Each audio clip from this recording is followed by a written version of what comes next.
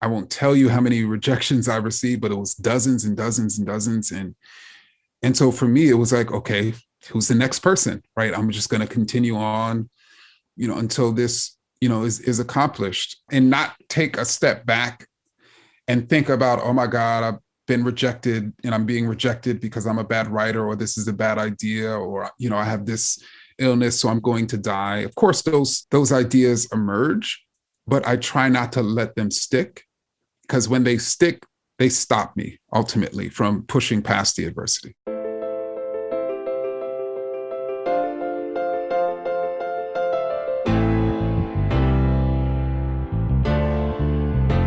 I'm Dan Schulman, the president and CEO of PayPal and a longtime devotee of Krav Maga. Welcome to my podcast, Never Stand Still, where I explore some of the guiding principles I've learned in martial arts and interview world-class CEOs, creators, and changemakers about how those philosophies apply to their lives as they perform at the top of their game.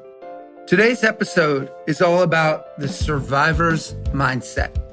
In Krav Maga, we also call it the warrior's mindset, having the firm belief that you are worth fighting for and doing whatever it takes to defend yourself.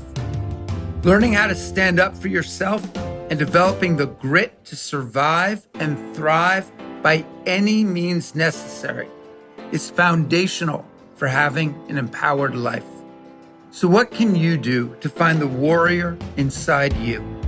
Can you find new solutions for the problems in your life? Can you commit to goals despite the adversity you face? And can you demand accountability for the injustices around you? Here's Kelly Campbell on how crucial it is to cultivate one's survival mindset in Krav Maga. Hi, I'm Kelly Campbell. I've trained within the Krav Maga worldwide system for over 20 years. I'm a 5th degree black belt and the highest ranking female instructor in the US. In Krav Maga, we have something called the survival mindset. You must believe you can survive no matter what it takes. Your survival mindset is your first form of self-defense. It's believing you have the right to speak up for yourself and say no. And it's also believing that you have the right to defend yourself. You need to exercise your survival mindset just like a muscle every day to keep it strong. Dr. Ibram X. Kendi literally wrote the book on how to be an anti-racist. And in the process, he added the word anti-racist to our cultural lexicon. And it's one we've sorely needed. Since sitting down for this interview, Dr. Kendi has won a MacArthur Genius Grant for his monumental work. So I wanted to start by defining exactly what it means to be anti-racist. Being anti-racist is not an identity. It's not a declaration. And it's not just a commitment. It's really a sort of a journey. And it's a journey to indeed be a part of this fight to reduce and eliminate racial inequity and injustice, whether it's the racial wealth gap, racial health disparities, or, others. And I think that leaders, whether, corporate leaders or political leaders, when it comes to other topics, there's a recognition that you can almost empirically think about and assess one's progress towards a specific goal. And I think we can do the same thing with race. I think, as you know, in the past, too often people would just say we're committed to something without creating the mechanisms in which that commitment could be actualized and assessed. And I think we should be doing that with race. Yeah. So it seems to me like there is this part of what you're saying, or maybe a central thesis to what you're saying, is that words are obviously important and words can be very powerful, but acts, policies, procedures that can be measured are really what can start to address this issue in a serious way. Yes, and I think for too long when we thought about racism, or even the term racist, we had a perpetrator and intent focus. And what that means is we were focused on who we believed were intentionally creating or maintaining racial inequity, and those perpetrators received a sort of focus. They were condemned as inherently racist. They were sort of asked to, quote, change. And what I'm saying is we should be victim and outcome sort of centered. So in other words, I'm more so focused on not what anyone is doing or intending to do, but ultimately what's the results, of the policy changes, of the practices. And then for victims, how are they feeling it? How are they, if an organization makes, changes to try to make, an organization more hospitable, let's say to its Latinx workers. Okay, what are the Latinx workers thinking about those changes? What are they feeling about them? And what they say, especially if we're thinking about it in a sort of a general sense, matters to me more than what someone is claiming they're trying to change for them, if that makes sense. Yeah, it does. Dr. Kendi's book provides a new framework for what it means to interrogate systemic racism and fight back against white supremacy. And for the first time, it puts accountability in the right place.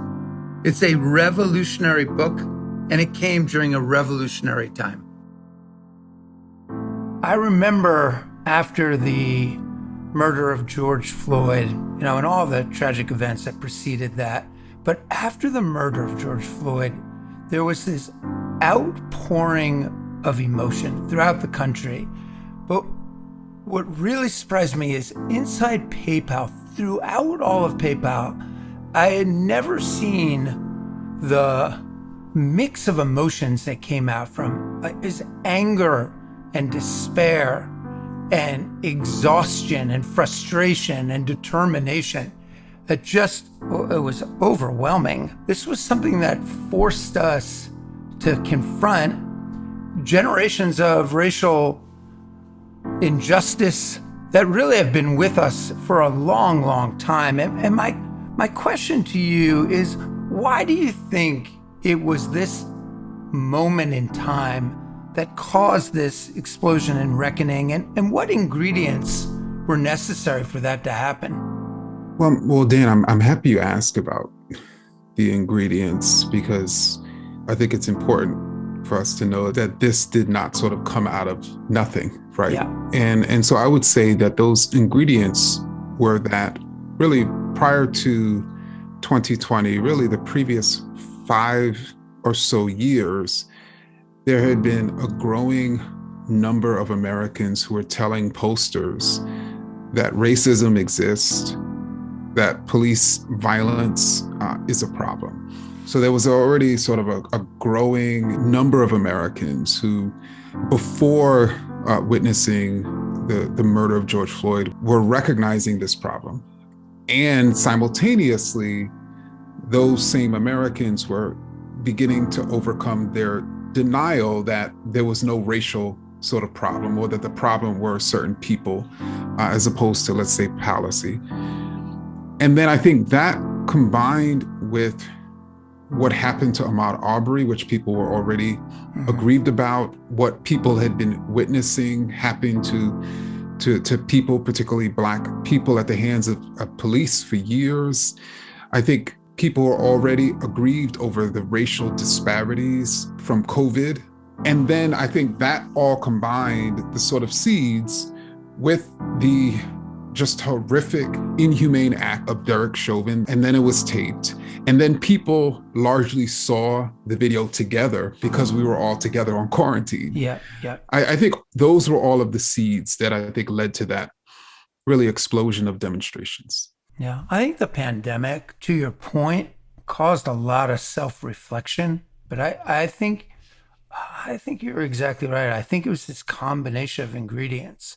Clearly, things have been going on for as far back as we can imagine, but combined with this video in your face of this horrific act, and all of us in this moment of self-reflection, I think without any of those, you may not have seen the kind of reaction that we saw. I'm happy you mentioned the self-reflection, because I think many of us can understand at a personal level how moments of crisis sometimes lead to moments of personal self-reflection. I don't think we realize, or maybe didn't realize, until the pandemic, about how moments of societal crisis can also lead to personal reflection about society. And I think it didn't just happen, obviously, around racial issues. It's happening around climate justice. It's happening around, inequality, economic inequality. It's happening around sort of other issues. But what this says to me, and I don't think that as individuals and as societies, we should wait till moments of crisis to self-reflect. Amid the racial reckoning, people wanted resources, and Dr. Kendi's book became required reading all over the U.S. It's not just a guidebook, but it also provides comfort for the self-reflecting soul. But solving a problem like racism involves more than just looking inside yourself and interrogating your own belief systems. It demands conversations that may be awkward, uncomfortable, defensive, or even hostile.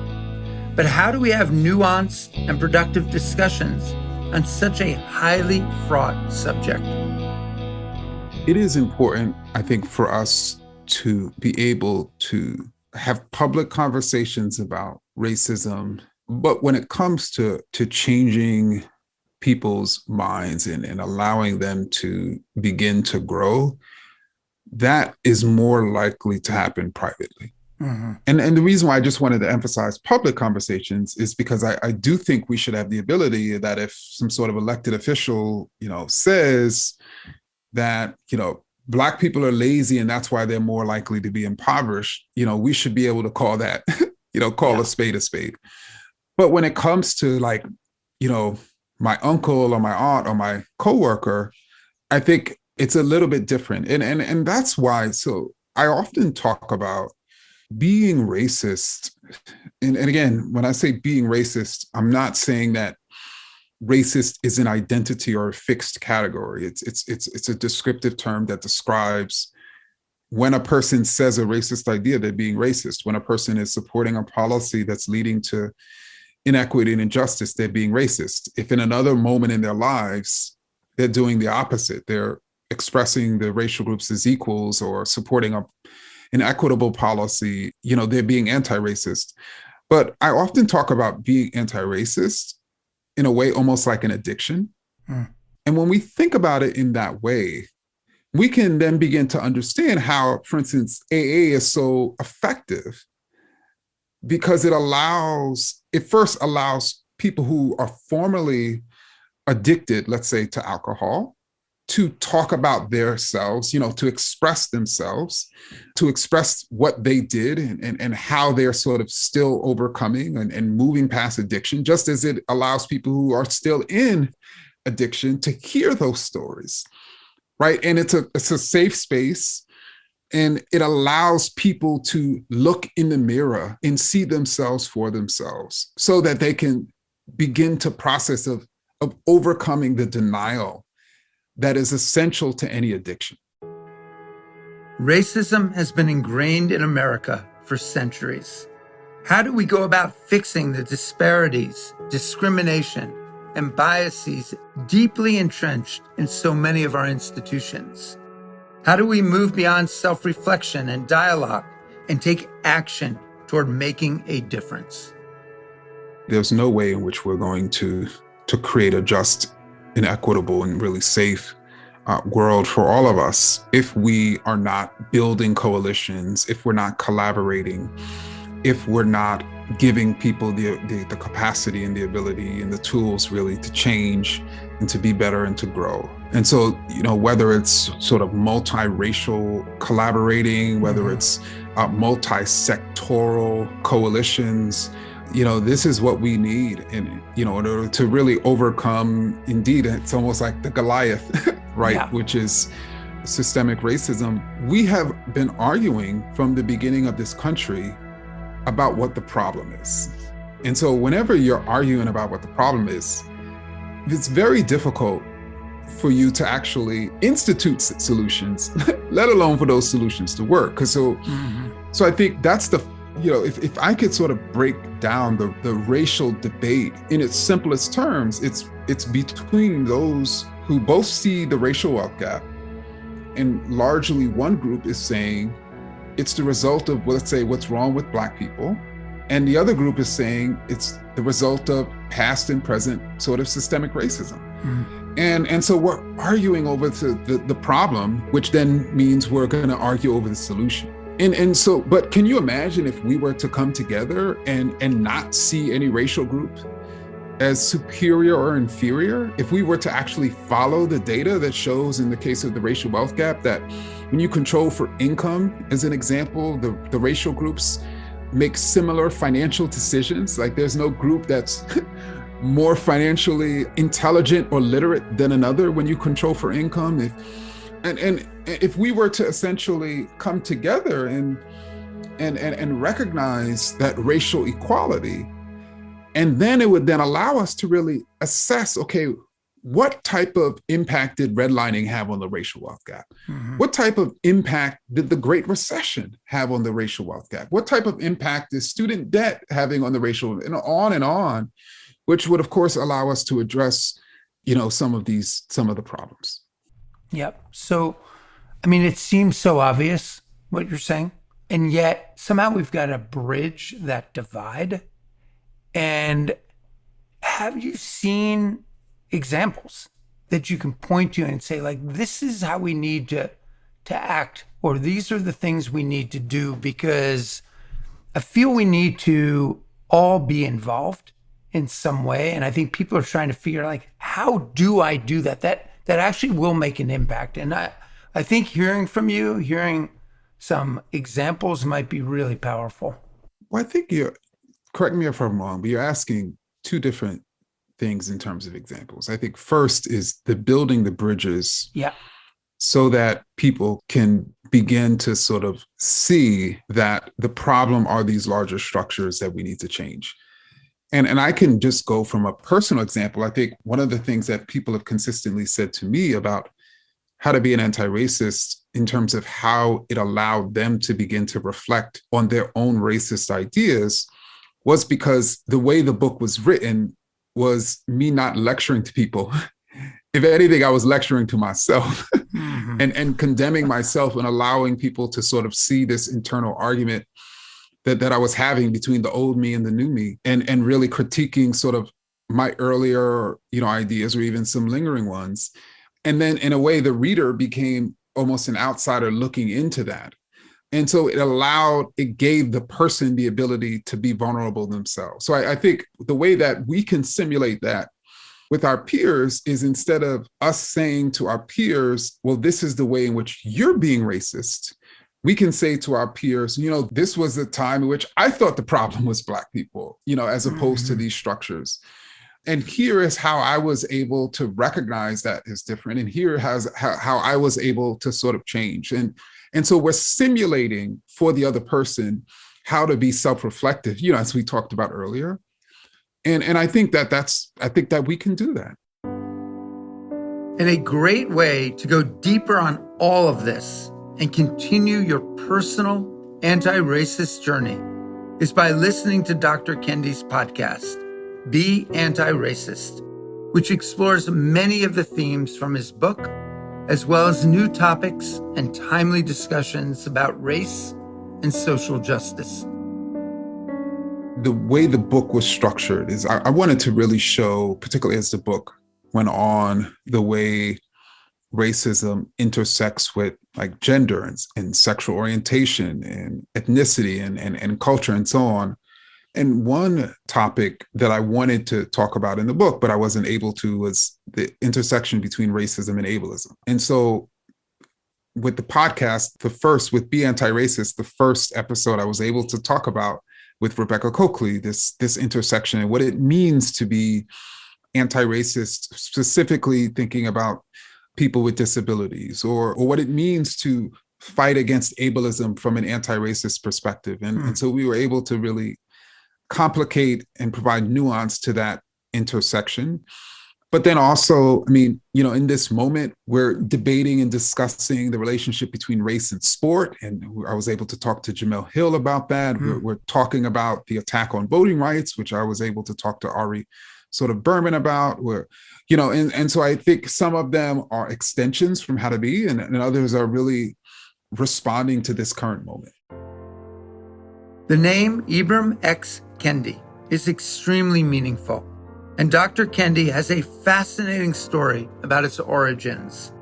Before we wrapped, I had to ask about how he decided to change his name. I was studying for our interview, so I know a lot about you right now. And I read that you changed both your middle and your last names. I think your middle name was Henry. It's now Zolani, if I'm pronouncing that right. And that you chose Kendi as your last name. What was the impetus for that? Was it hard to do that? I'm just curious, what the thought process was there. So I think there was a number of different factors that went into it. I think first, I had never been a fan of my last name. When I grew up during the time of Mr. Rogers, and so people would always, will you be my neighbor? To me, and then when they learned my middle name, I mean, the jokes were even worse. And so I always wasn't necessarily a fan of my middle and last name. I also knew the sort of history of my name, specifically through enslavement. And there had been there's a tradition within African-American circles for some people to change their names to sort of shed the past, of slavery, I should say. But I think what ultimately led to the change was marrying my wife. And so when we started, obviously thinking about marriage and names, she shared with me that she wasn't really keen on sort of adopting my name. And so we continued to sort of talk about it. And then ultimately we were like, well, what if we just both change our names together and we select the name together? That's beautiful. And so we ended up selecting the name, Kendi, which means loved one, in Meru, which is a Kenyan language. Oh, that is beautiful. So my last question for you, and part of this podcast is inspired by a philosophy that I've learned through martial arts. I've done that for a long, long time. And martial arts always starts off as a physical activity. And then if you stick with it for a long time, it really turns into more of a philosophy. That philosophy can really teach you so many different things: how to deal with adversity, how to control yourself and not let your environment control you, those kinds of things. But one of the things that I ask everyone on the show, because I think we can all learn from each other, is we all know that we get knocked down in life. I'm sure that's happened more than several times to you. And the key is always how do you get back up?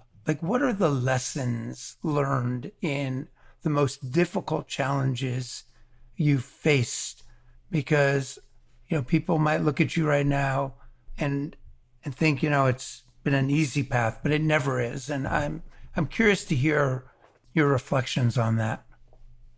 So I think the most difficult challenge I've ever faced was stage 4 cancer, and specifically colorectal cancer. And for me, I think how I've dealt with that adversity, and I think most adversities, was when the adversity emerged, trying to remain laser focused on how to overcome it and move past it, or in the case of cancer, survive it.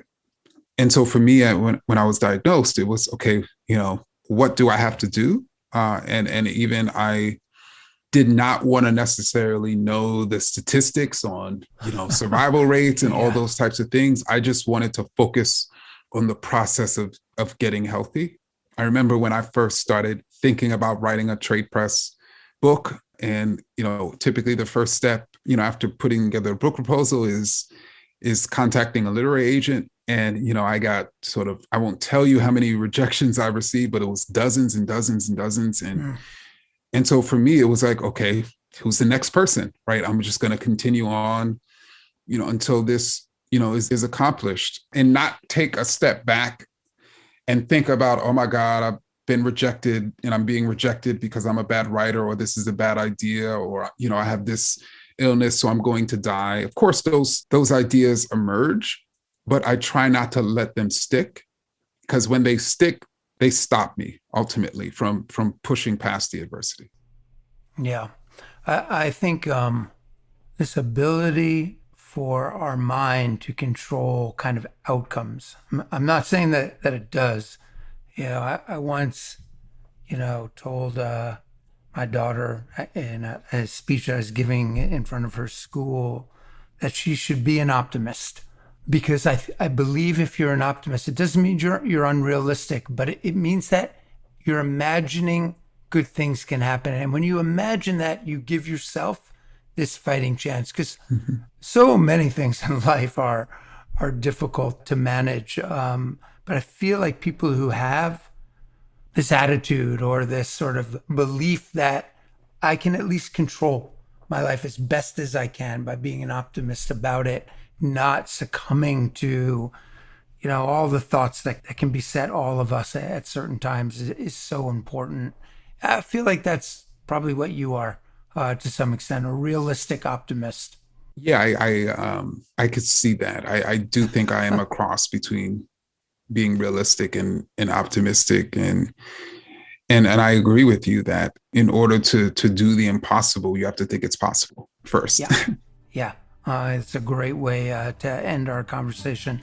Dr. Kendi, thank you so much for being on the show, and really appreciate it. And I know everyone who is listening to us today does as well. Thank you. You're welcome. Thank you, Dan, for having me on. Thanks again to Dr. Kendi for such an insightful conversation. He's already given me so much to think about through his work, and it was an honor to have the opportunity to discuss these ideas with him in real time. Today's theme is so relevant. Dr. Kendi is a survivor on a personal level, and his work is at the forefront of a movement rooted in survival. We all have a part to play in combating racism, discrimination, and hate. And often that plan starts within ourselves. I highly recommend Dr. Kendi's book, How to Be an Anti-Racist, for anyone eager to learn more about how they can make an impact in the social justice movement. So what can you do to find the survivor inside you? Can you speak up for yourself or others when something isn't fair? Can you see yourself as a work in progress and find a safe space to process your growth? And can you find the grit to just keep going, regardless of the barriers ahead of you? I'm Dan Schulman. Thanks for listening to this edition of Never Stand Still. Kida.